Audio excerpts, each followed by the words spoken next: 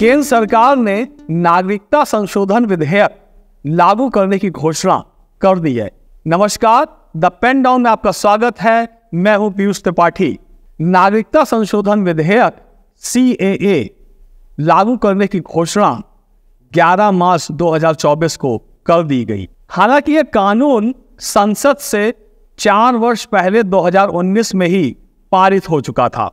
इस कानून के लागू होते ही इसके समर्थन और विरोध में स्वर उठने शुरू हो गए।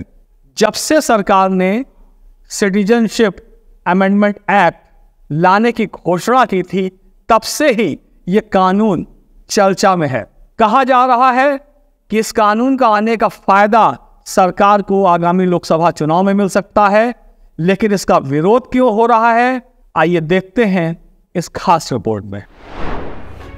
केंद्र की नरेंद्र मोदी सरकार ने नागरिकता संशोधन विधेयक CAA को लागू कर दिया है। इस विधेयक के आ जाने के बाद 3 पड़ोसी देशों पाकिस्तान, बांग्लादेश और अफगानिस्तान के अल्पसंख्यकों को भारत की नागरिकता मिलने में आसानी होगी। मुस्लिम बहुल इन देशों में हिंदू, बौद्ध, जैन, ईसाई और पारसी समुदाय के लोग अल्पसंख्या में हैं। ऐसे जो भी लोग 31 दिसंबर 2014 के पहले भारत में आकर बस गए थे, उन्हें भारत की नागरिकता दी जाएगी। यही इस कानून के विरोध की वजह भी है। विरोधियों का कहना है कि सिर्फ हिंदू, सिख, बौद्ध, जैन, पारसी या ईसाई को ही नागरिकता क्यों दी जा रही है, मुस्लिमों को क्यों नहीं। विरोध करने वाले इस कानून को एंटी मुस्लिम बता रहे हैं। उनका तर्क है कि जब नागरिकता देनी है तो उसे धर्म के आधार पर क्यों दिया जा रहा है।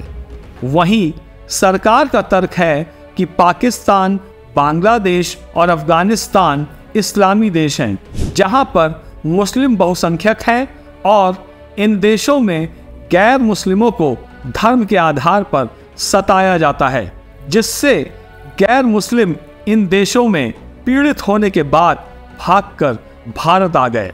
इन्हीं गैर मुस्लिमों को CAA के तहत भारत की नागरिकता दी जाएगी। वैसे तो देश के कानून के मुताबिक दूसरे देश के लोगों को भारत की नागरिकता के लिए कम से कम 11 साल तक भारत में रहना जरूरी है, लेकिन भारत के इन 3 पड़ोसी देशों से आने वाले अल्पसंख्यकों को 6 साल में ही भारत की नागरिकता देने का प्राविधान किया गया है।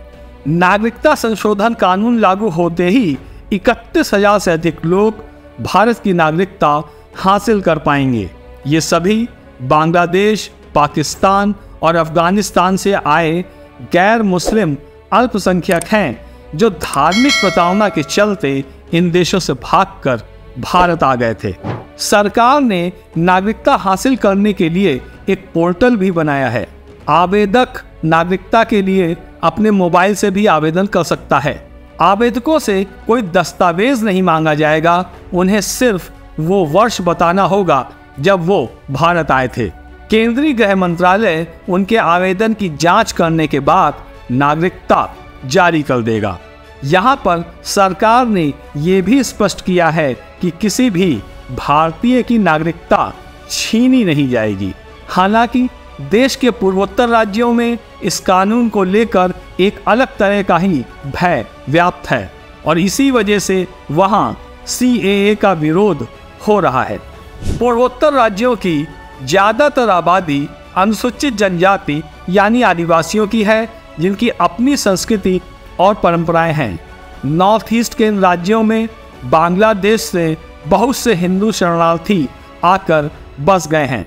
यहाँ के मूल निवासियों को डर है कि CAA लागू होने के बाद शरणार्थियों को देश की नागरिकता मिल जाएगी और इसके बाद इनके संसाधनों पर कब्जा हो जाएगा।